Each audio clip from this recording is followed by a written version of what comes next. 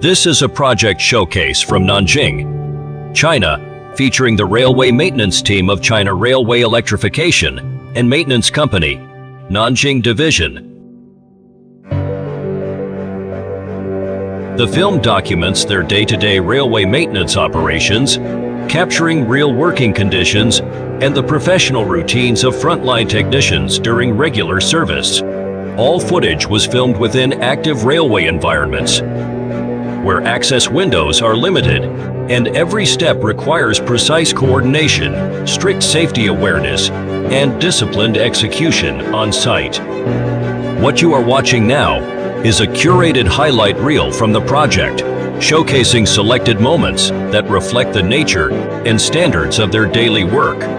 If you're interested in industrial, infrastructure, or technical storytelling, feel free to explore more of our work.